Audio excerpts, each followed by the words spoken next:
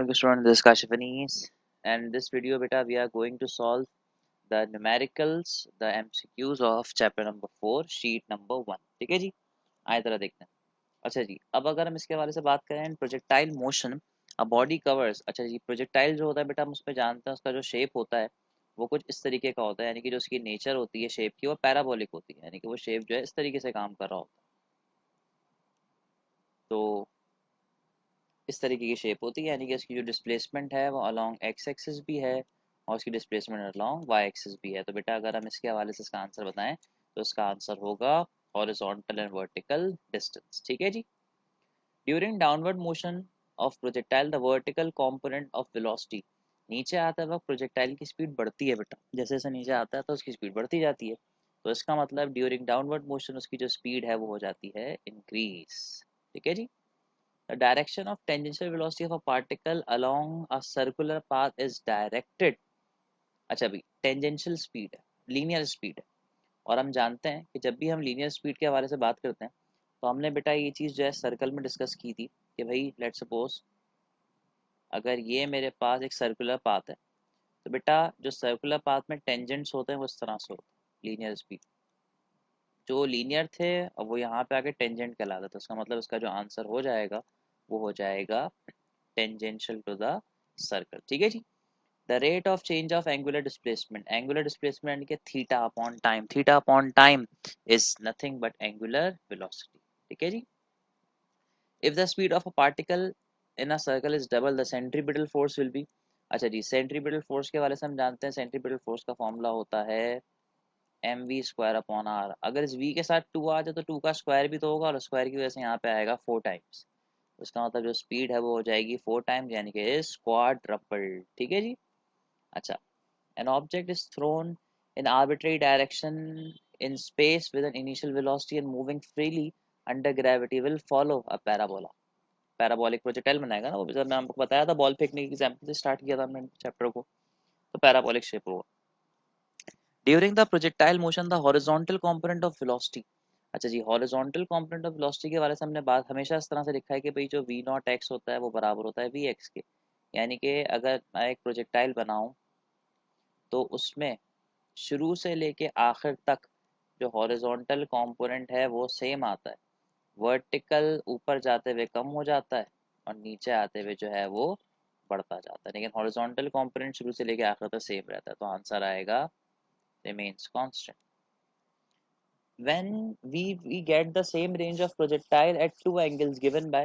अच्छा भाई हमने बात की थी जो कॉम्प्लीमेंट्री एंगल्स होते हैं, यानी कि ऐसे एंगल जिनको ऐड करने पर उनका जो सम है वो 90 डिग्री के बराबर आ जाए, इन पर जो रेंज है वो हो जाती है same.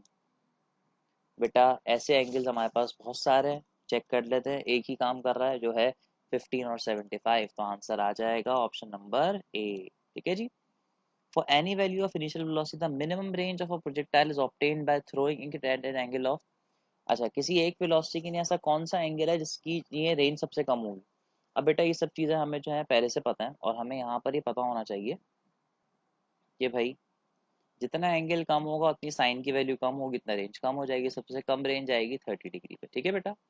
During upward motion of a projectile the vertical component. देखें अभी सवाल आया था जब नीचे जाते हुए बढ़ता है तो ऊपर जाते हुए क्या हो जाएगा, कम हो जाएगा. सिंपल है. अच्छा भाई in horizontal range of a shell fired with a speed of 49 metres per second at angle of 45 degree the horizontal range will be. अच्छा 45 डिग्री पे हम जानते हैं जो रेंज है वो डबल हो जाती है, तो हमें सिर्फ मैक्सिमम रेंज का फॉर्मूला अप्लाई करना है.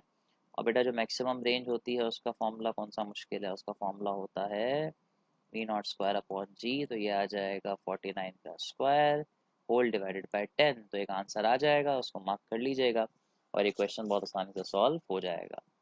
At the highest point of trajectory of a projectile, the horizontal component of velocity, horizontal component, वो तभी हमने कहा था सेम रहता है, unchanged.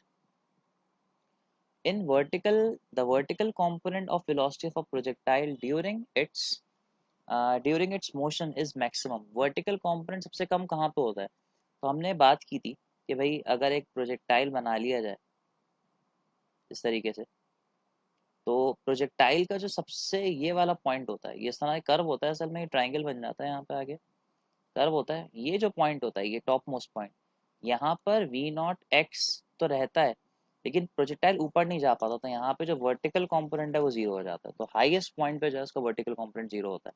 तो आंसर होगा at the highest point of trajectory. Trajectory मैंने कहा था पाथ को कहते हैं। The horizontal range of a projectile at a certain place depends on horizontal range. अच्छा भाई, रेंज का फॉर्मूला हमने देखा था, रेंज का फॉर्मूला होता है v नॉट का स्क्वायर साइन 2 थीटा अपॉन जी। तो ग्रेविटी पे, वेलोसिटी पर, एंगल पे डिपेंड करती है, तो आंसर आ जाएगा, ग्रेविटी तो है नहीं, angle as well as velocity, तो आंसर आ जाएगा डी। ठीक है बेटा। The projectile attains maximum horizontal range, maximum horizontal range 45 degree, याद करा चुका हूँ आपको।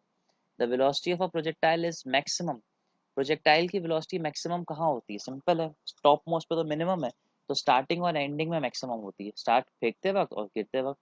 Just before striking the ground and the point of projection, point of projection मतलब स्टार्टिंग पॉइंट, तो ये ऑप्शन हो जाएगा।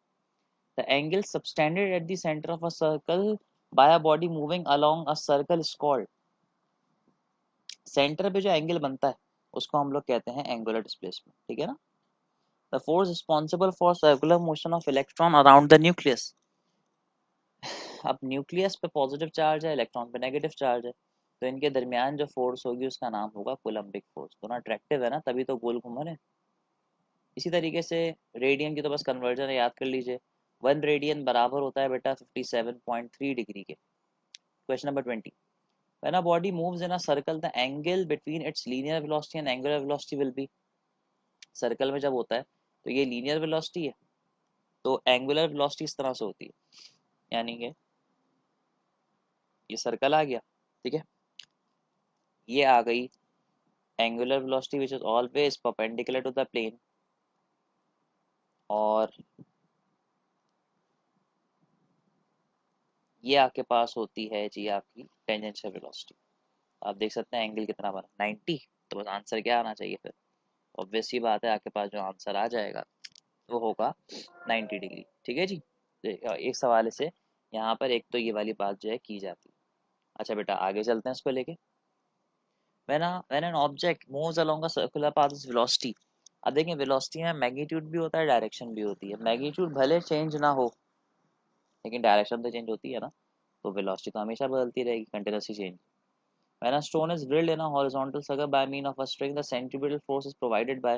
अगर किसी रस्सी की मदद से, अगर किसी रस्सी की मदद से, अगर फॉर एग्जांपल मैं उसको यहाँ ले जाऊँ, अगर फॉर एग्जांपल मेरे पास एक रस्सी है और उस रस्सी को मदद से मैंने एक पत्थर को गोल घुमाना शुरू कर दिया, तो बस तरीके से घूमेगा, ऐसा होगा।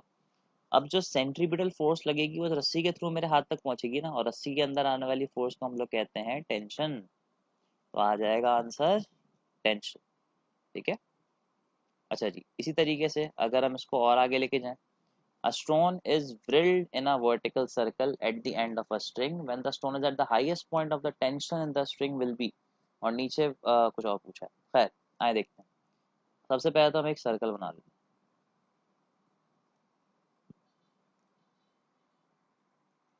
अब फॉर एग्जांपल मेरे पास एक स्ट्रिंग है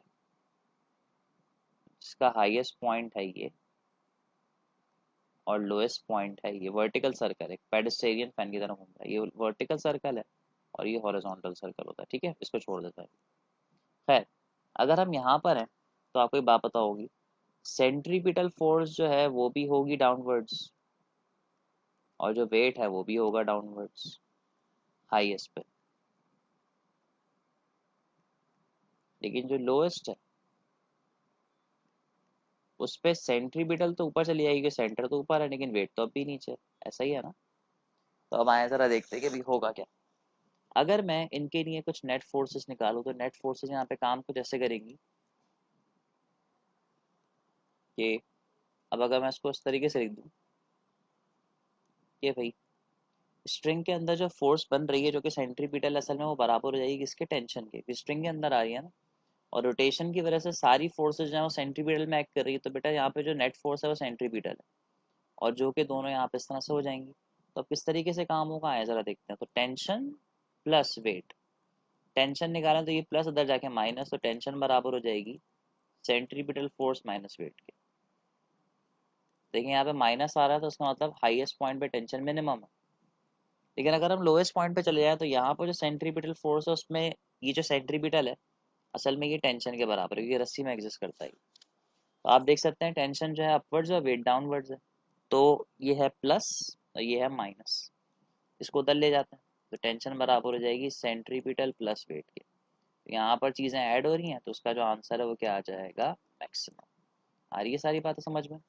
तो ये दोनों चीज़ें आपको याद। तो अकॉर्डिंग टू द क्वेश्चन कि भाई टेंशन हाईएस्ट पॉइंट पे क्या होगी, तो माइनस थी ना, तो मिनिमम। लोएस्ट होता तो क्या होती है, मैक्सिमम। आए जरा नेक्स्ट क्वेश्चन की तरफ चलते हैं। नेक्स्ट क्वेश्चन ये कहता है कि जी stone is tied at the end of a cord and whirled from other end in a circle at constant speed. If the cord breaks, the stone moves along.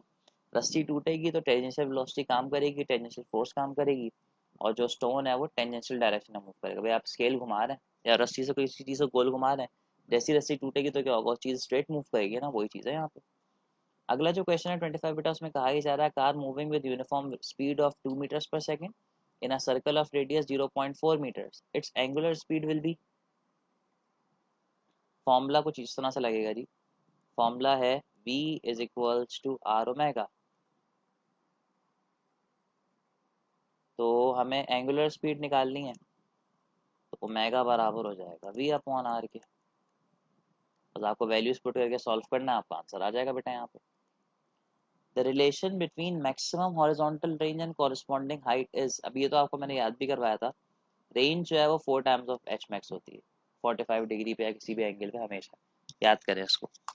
अगला जो क्वेश्चन है उसमें क्या कह रहे हैं, if a body of mass m is moving at constant speed in a circular or radius r, the tangential acceleration will be।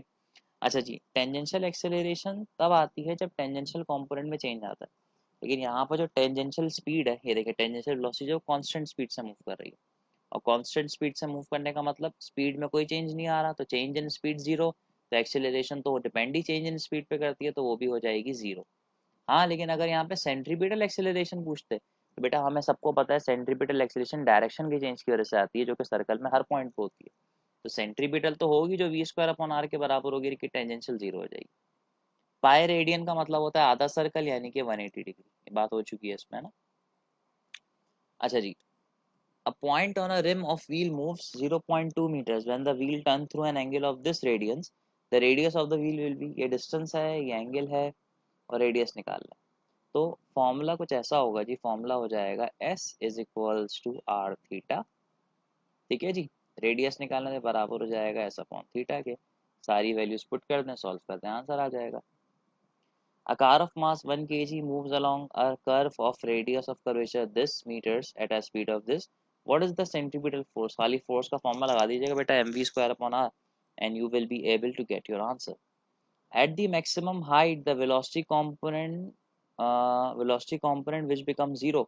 अच्छा, maximum height पे भी हमने बात की थी, मैक्सिमम हाइट पे सिर्फ एक कंपोनेंट जीरो होता है, जिसका नाम होता है वर्टिकल। अच्छा, अब इसमें है क्या, एक प्रोजेक्टाइल को इस एंगल में फायर किया, दूसरे प्रोजेक्टाइल को इस एंगल में फायर किया, उनके हाइट्स रेंज का रिलेशन पूछना है। अब ये पाई बाय 3 और पाई बाय 6 ऐसे समझ में नहीं आएगा, आया इसको सॉल्व करके देखते हैं।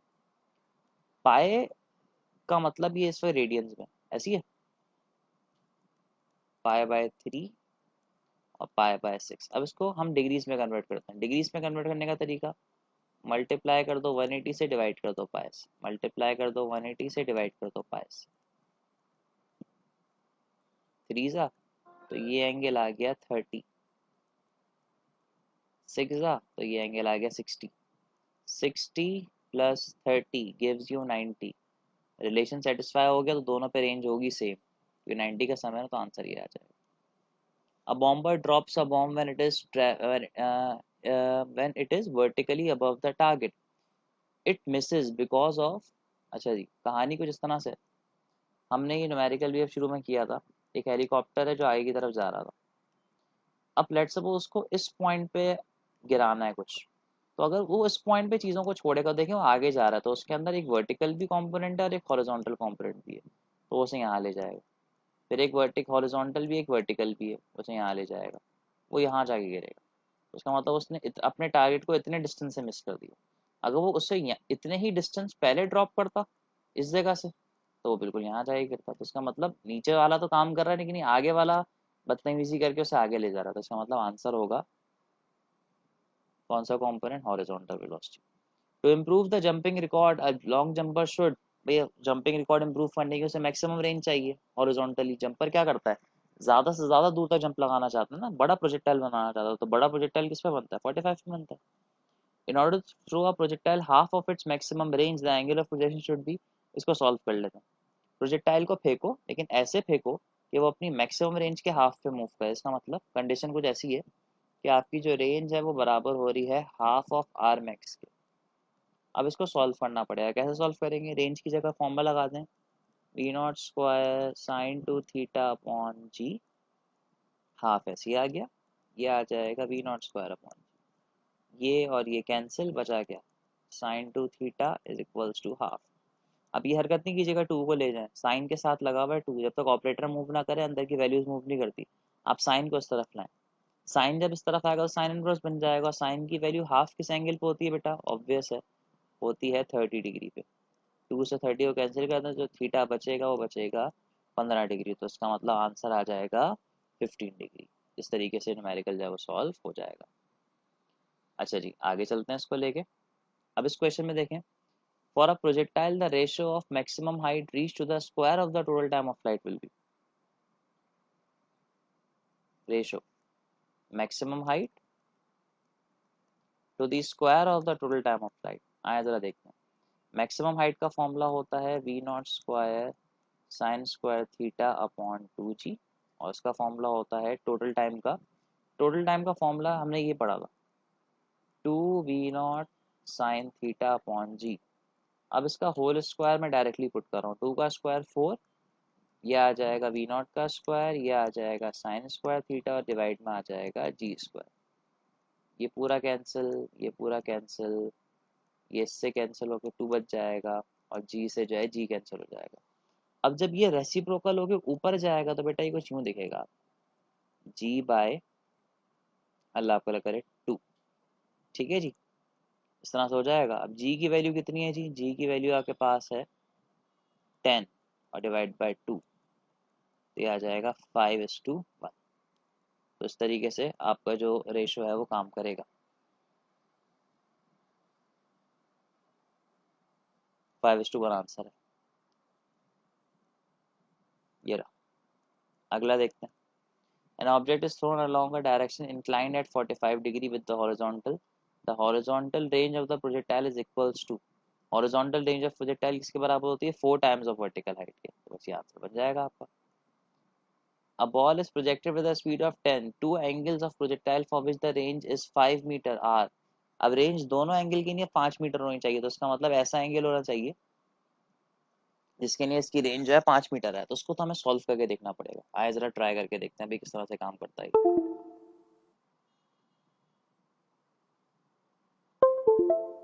तो उसके लिए हमें यूँ करना पड़ेगा कि तरीका कुछ इस तरीके से होगा। आए जरा देखते हैं इसको।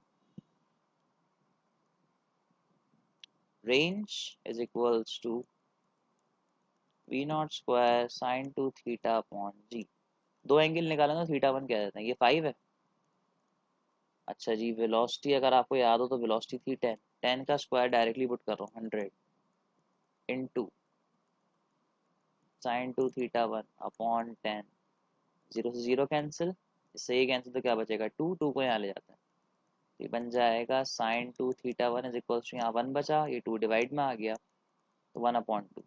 साइन का हाफ निकालें तो एंगल आ जाएगा 30, 2 को इससे डिवाइड करें तो थीटा वन आ जाएगा 15 डिग्री। अब दूसरा एंगल निकालने के लिए पहले एंगल को 90 डिग्री से माइनस कर दें, तो एंगल आ जाएगा 75 डिग्री। एंगल आ गया 15 डिग्री और 75 डिग्री। ठीक है। अच्छा, the angle of projection of a projectile is this, the ratio of horizontal range to maximum height.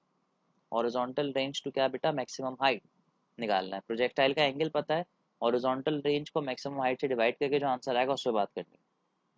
अच्छा, ये तो इसको सॉल्व करके देखते हैं बेटा किस तरह से सॉल्व होगा। आए जरा। अब हमसे कहा ही जा रहा है कि भाई आपको जो है रेंज का जो है रेशो निकालना है हॉरिजॉन्टल का मैक्सिमम हाइट के साथ। तो यहाँ पे देखते हैं। तो अब अगर मैं इसको सॉल्व करूँ तो ये कुछ इस तरह से होगा कि रेंज ऊपर आ गई, एच मैक्स नीचे आ गया, ये बन जाएगा बेटा V not square sine 2 theta upon G divide by, ये बन जाएगा V not square sine square theta upon 2g। ये पूरा कैंसिल हो जाएगा, 2 बचा है। अच्छा यहाँ पे कुछ साइन 2 थीटा ही, साइन स्क्वायर अभी कैंसिल नहीं हुआ, साइन स्क्वायर बचा है, तो ये कुछ यूँ बचेगा। ओपन कर दें इसको, 2 साइन थीटा, बल्कि नहीं इसको ओपन करने से कोई फ़ायदा नहीं है, मुश्किल हो जाएगा फिर। अब इसको अभी ओपन ना करें, इसको ऐसे ही रहना, और ये जो है अभी कैंसिल नहीं हुआ, यहाँ से अभी अपनी जगह पे लिखा हुआ है, ठीक है। तो ये लिखा हुआ है साइन स्क्वायर थीटा। तो अब इसको रेसिप्रोकल कर लेते हैं। तो अब जब इसका रेसिप्रोकल होगा बेटा, तो ये जाएगा यूँ, 2 sine 2 theta upon sine square theta, ठीक है जी। अब एंगल 30 था, 32 था 60, और साइन 60 की जो वैल्यू होती है वो होती है √3/2। 30 का स्क्वायर, तो ये जाएगा 1/4। क्लियर है।